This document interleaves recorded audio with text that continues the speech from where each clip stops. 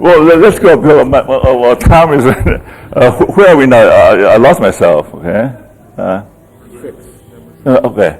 Now, stories are transformative rather than providing a partial identity. We talked about it before. Okay. Shakespeare said, "Beware of the story you tell yourself, for you will surely believe by them."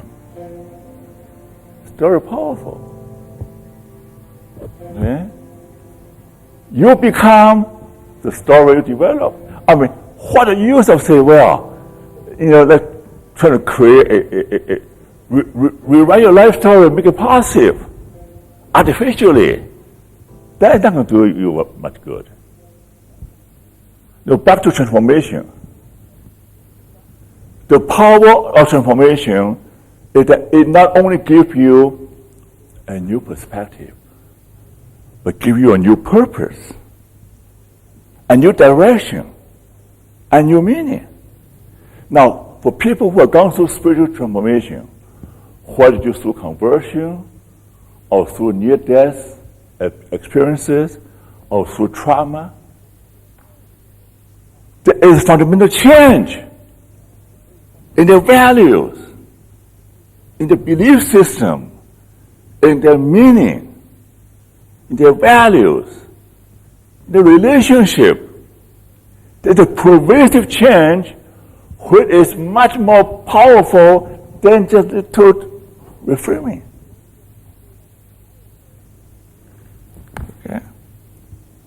Now, I need to take some water. I get too excited. You're not saying that the stories are going to give you that experience, though.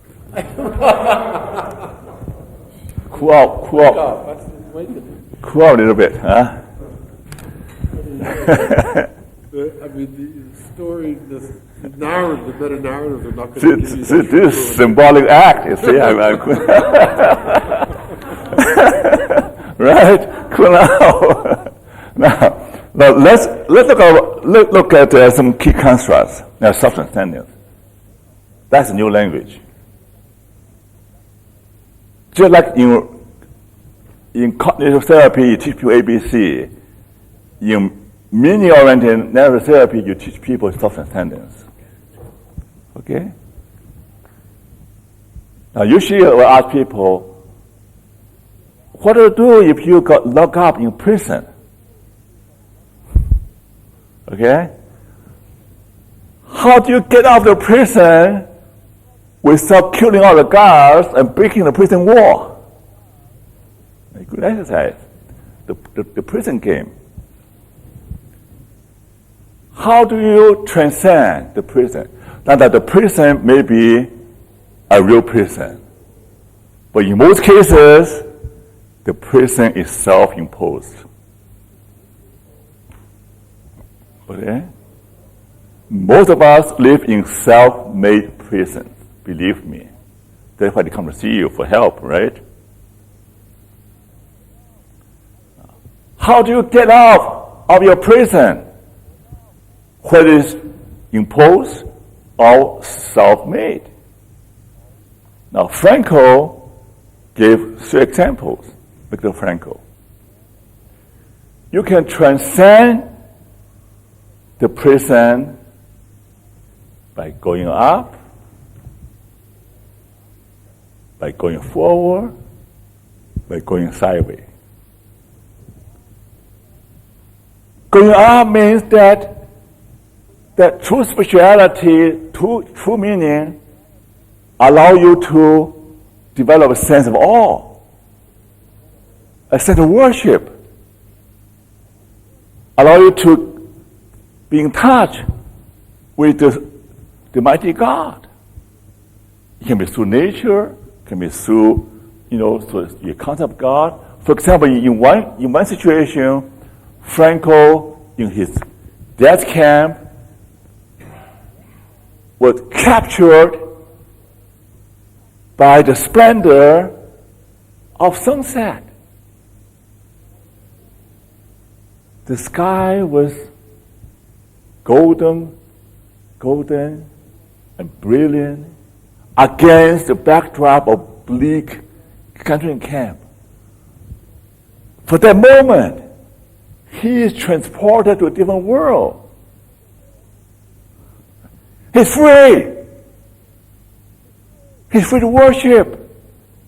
He's free to appreciate the creation, nature. You can see heaven in a flower. William Blake said you can see heaven in a blade of grass. That's going up. Also, you can go forward. He envisioned himself standing in a university auditorium giving a lecture on logotherapy. He envisioned one day he will be reunited with his wife, even though his wife was dead, but he doesn't know. There's hope. The tragic sense of optimism is hope. Give it meaning. And finally, self-transcendence going sideways. This is what Adler talked about social interest. He took on himself the mission of inspire other inmates with a sense of dignity and meaning. You don't have to live like animals. You don't have to live like victims. You can, even in concentration camp, you can have a sense of meaning with a defined human spirit, with the right attitude. See? Going up, going forward, going sideways. Everybody can do that. Regardless of your situation. You can't find a situation worse than Nazi death camp. I visited Dachau 20 years ago after giving a talk in Munich. Horrible, like the bunk beds, the wooden bunk bed packed with people sitting. Everybody have a little slice of food. And when you woke up, you do not know whether it be your time to go to the oven. You never know whether you live long enough to see sunset. Under that kind of circumstances, Frank will say, you can be alive. He was more alive than his tormentors. He had more joy, more meaning than his captors. You know why? Self-transcendence. It's very powerful. Now, transformation. We talk about that, right? We talk about a fundamental change of perspective, a fundamental change of your values. Now, I watch Larry King Live. How many people watch Larry King? Pretty good, right? A few months ago, he interviewed a little boy, beautiful little boy, about 12, 11. How many people see that episode?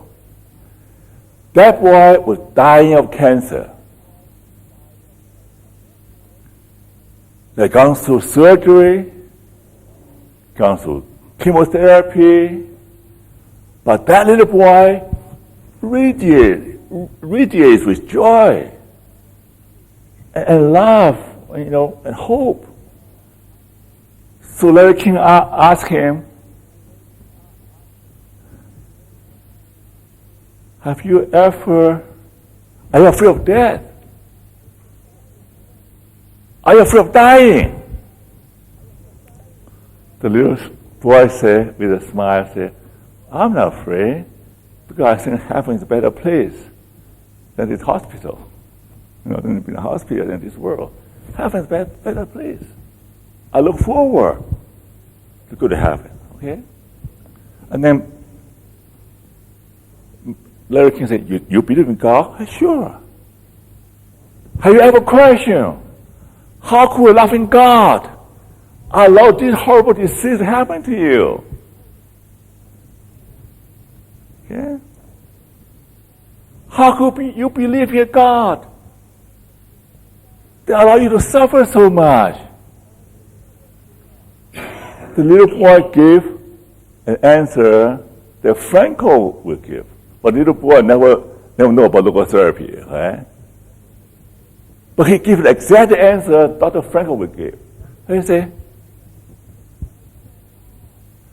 I do not ask why this happened to me. I ask, what good purpose would I serve? Okay? How can this event serve a good purpose? And I have found that purpose.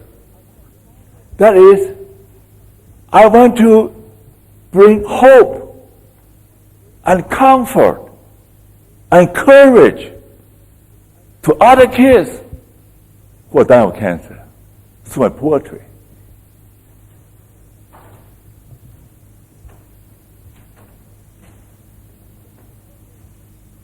He found a purpose. My mission in life is to be a hero, example for other children in the sick hospital who are going through the same thing I'm going through. So this little boy was able to transform his cancer into a blessing, right? Transform his cancer into an opportunity to bring happiness to people through poetry. Now his poem is a little bit childish, but still express his optimism. You know, his love and his peace and joy. That transformation. Now the other concept is a hero's journey. Now how many people have read Joseph Campbell?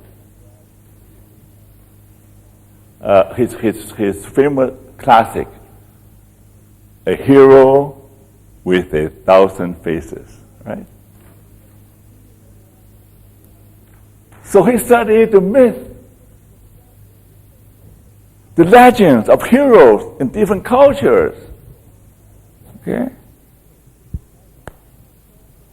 And he discovered that there's a similar pattern. There's a similar pattern of his journey. And he said, the heroes have left behind them little clues here and there, little threads for us to follow, for us lesser mortals to follow their steps. Okay. So we talk about hero journey later on. So that's a very important concept, okay? And fourthly, another key concept is metaphorical language or poetical language. And when we listen to people, we are not just simply look at words, but pay attention to the metaphors. Okay? Now Jesus said, you're the light and salt of this world, a metaphor. Buddha said, the Buddha light shine all over the world. If you truly achieve Buddhahood, the light of kindness and compassion and peace will radiate all around the world. Light, right? And also, when Jesus talked to his disciples that he will be crucified, and he used the metaphor of mother giving birth to baby. He told his disciples, he said, in a few days, you'll be very sad. In a few days, you'll be very sad because of the evil in this world. But in a few days, you'll be exceedingly happy. So the disciples say, but what do you mean by that? He said, well, here, like a mother giving birth to a baby. She'll be going through the pain of labor. But when the newborn baby is born, she no longer remember the pain. She only experienced the joy. Right? Jesus implied that when I'm crucified, you'll be very sad. But when I rose again, you'll be very happy. He said, well, now I speak to you in figure of speech. But in the future, I will no longer use figure of speech. I will speak to you plainly when you know me better. Okay? So metaphor is very powerful. Okay? And then the last point is creative or political listening. Now, how do you read poetry? You don't read poetry the same way as you read prose, right? Am I right? You try to listen creatively, right? Try to appreciate the towering images and try to sense the pulsating heartbeat of the poet. You try to hear the tone, the voice, rather than emphasize on each word. So you listen to poetry differently. You need to develop creative listening. You need to apply the same thing to your clients. Okay. Now here I quickly go through about the meaning of meaning. Now I borrow quite a bit from Dr. Richard's new rhetoric. Okay. Basically, Dr. Richard paved the way for postmodernism. How many people have read Dr. Richard's book on new rhetorics? Now, here's some basic ideas. He is saying that words do not have intrinsic meanings apart from context. Just from words don't carry you very far. Using emotion words, this word, that word, the talk therapy. Talk therapy pay too much attention to words.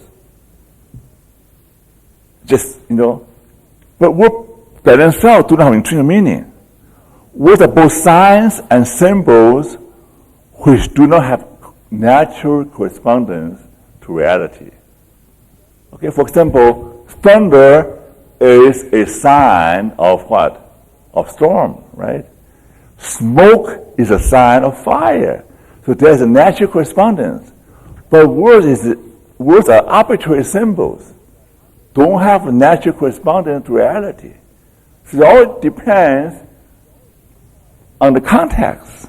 Okay? Now the proper context is not just the situation or the text.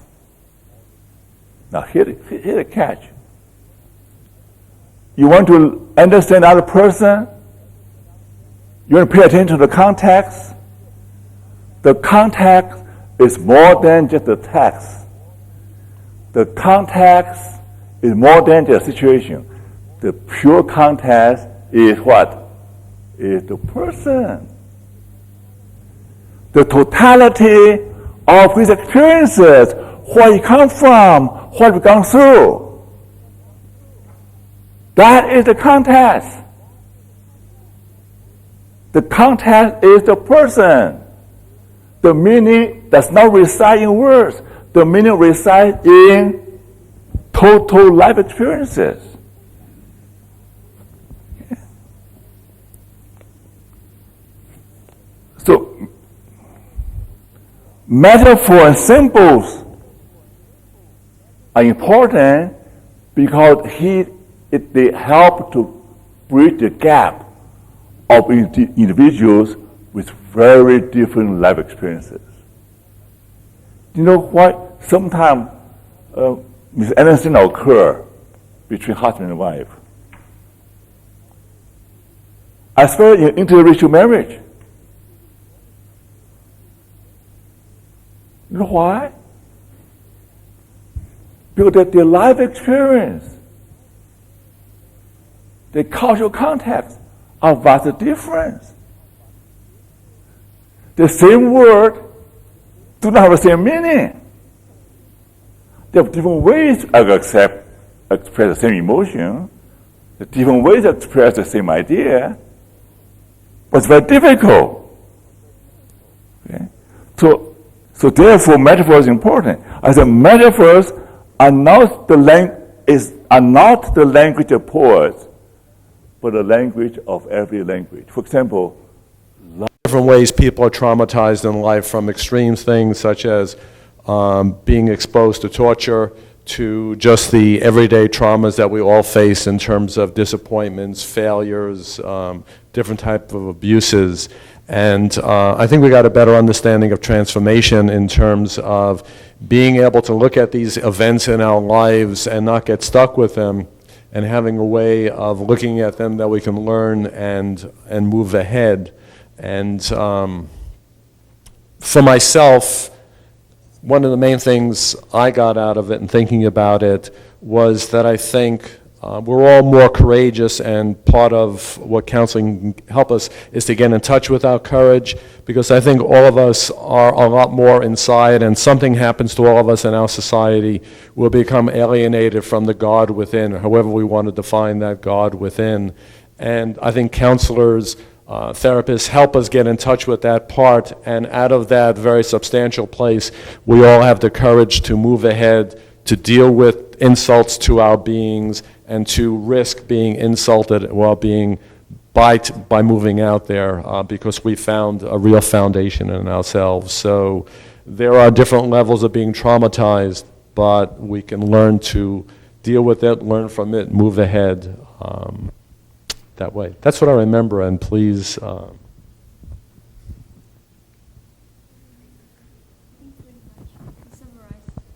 Thank you very much. Now,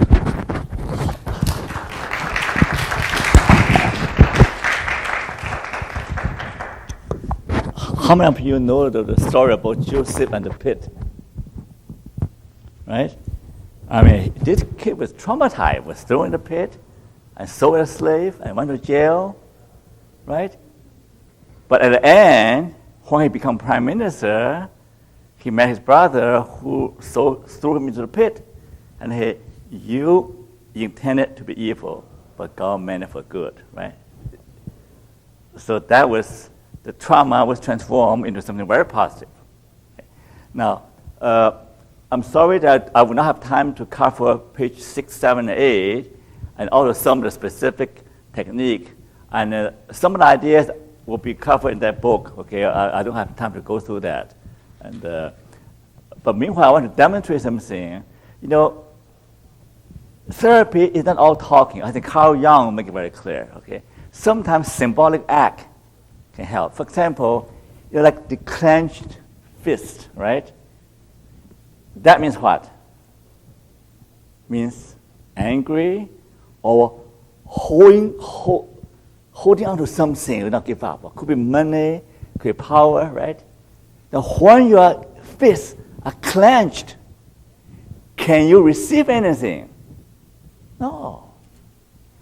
You know, part of the vision quest, the hero quest, is the quest for blessing, right? Joseph Campbell said that everybody is seeking a blessing. That's part of the larger vision. But you can't receive the blessing with clenched fists. So you learn to open it, right? I think people practice yoga does that, and people pray, meditate doing that, and you can feel the tinkling in your arm, right, in your hand. Open arm, right? That's great. You practice that, right? Be open to blessings. Be open to surprises, to what life has to offer, right? That's now another symbolic act is to be everybody try to busy climbing the ladder, right? Become more famous, more powerful. But if you'll be nice to learn from Gandhi to prostrate on the floor, right? Like this. Okay? You're very secure when you prostrate on the floor. Nobody can knock you down. You're down on the floor, right? You kiss the good earth. You're in touch with the earth. an act of humility. See, I bow to you, right? That is, you practice how to prostrate. You'll be less arrogant. You'll be more secure, right? And now I've asked Teresa to demonstrate for you. She's into dance therapy. Now I want her to act on something like from swaggering to hanging on a cross or to surrender, from being walking like this, to a posture of surrender, a submission. Okay, can you demonstrate for me?